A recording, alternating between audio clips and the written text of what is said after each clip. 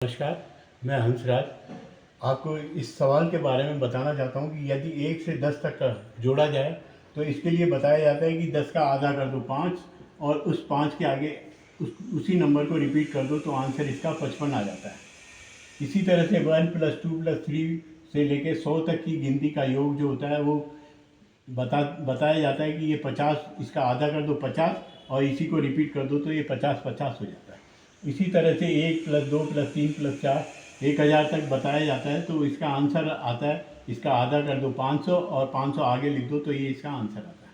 पर ये आंसर आता तो है और ये आंसर सही भी है, पर इसके लिए भी सावधान हो जाओ क्योंकि इसका इस तरह से आंसर हमेशा नहीं रहेगा। अगर आप 1 से लेकर के और 20 तक का टोटल करोगे तो इसके हिसाब से तो आंसर 10-10 आ रहा है, पर ये गलत है। ये आंसर इसका गलत होगा क्योंकि इसके लिए फार्मूला चलता है n × n+1/2 n × n+1/2 जिसमें n बराबर हो जाएगा 20 × 20 + 1 21/2 यानी कि इसका आंसर आएगा 210।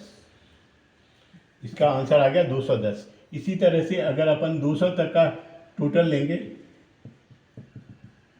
+200 तो ये हो जाएगा n × n+1/2 और जो कि होता है 200 × 201/2 यानी कि 100 × 201, ये बराबर हो गया 20100।